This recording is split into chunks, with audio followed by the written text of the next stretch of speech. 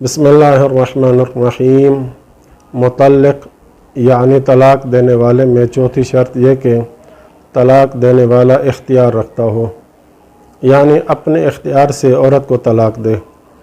बस मजबूर शख्स की तलाक़ सही नहीं है, यानी जिसे मजबूर कर दिया गया हो, अगर वह तलाक़ दे तो उसकी तलाक़ बातिल है।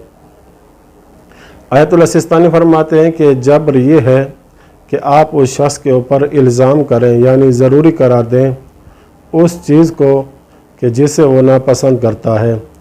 वो शख्स उस चीज़ को नहीं चाहता, आप उसे मजबूर कर रहे हैं, यानी वो तलाक़ नहीं देना चाहता।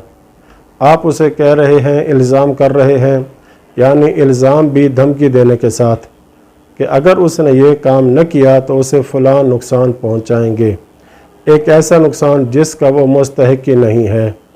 साथ ये शर्त भी हो कि वो धमकी दे रहा है तो उसको खौफ और डर भी लायक हो रहा है।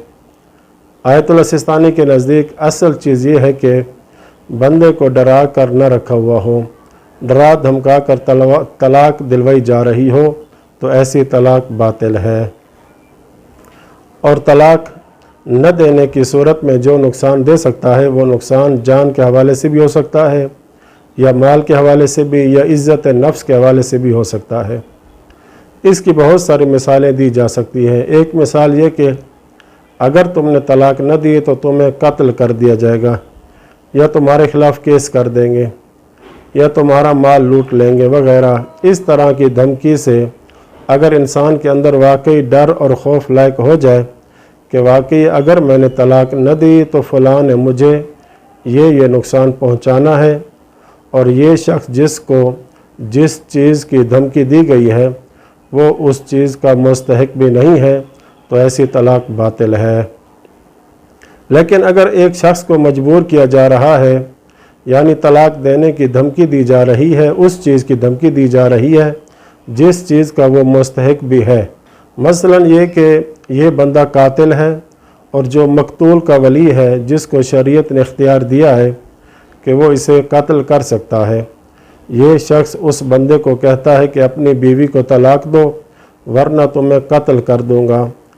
अब ये कत्ल करना जायज़ है इसके लिए, और ये मुस्तहिक़ भी है जिस चीज़ की इसे धमकी दी जा रही है, तो अब ये धमकी शुमार नहीं होगी। तो आयतुल सिस्तानी फरमाते हैं कि इस सूरत में अब अगर ये तलाक़ अपनी बीवी को देता है तो ये तलाक़ सही है। इसी तरह कर्ज़ वाली मिसाल भी दी जा सकती है कि कर्ज़ा देने वाला अपने मकरूज़ से ये कहे कि तुम अपनी ज़ौजा को तलाक़ दो वरना मैं अपने कर्ज़ को तुमसे लूँगा, तो इसने तलाक़ दे दी, तो इस सूरत में तलाक़ दुरुस्त है, क्योंकि जिस नुकसान की धमकी दी गई है इस नुकसान का ये मुस्तहिक़ है। दूसरा मसला ये कि इकराह यानी जबर अगर हक़ पर हो, यानी ना हक़ मजबूर नहीं कर रहा बल्कि तलाक़ देने के हवाले से जो जबर किया जा रहा है वो हक़ पर हो। मसलन एक शख्स के ऊपर तलाक़ देना वाजिब हो चुका है कि वो बीवी को तलाक़ दे, लेकिन ये शख्स तलाक़ देने से इनकारी है। मसलन ये शख्स बीवी को नान और नफ़का नहीं दे रहा या दे ही नहीं सकता, और इधर बीवी तलाक़ का मुतालबा भी कर रही है, तो आयतुल सिस्तानी फरमाते हैं कि ऐसे बंदे के लिए एहतियात वाजिब है कि तलाक़ दे।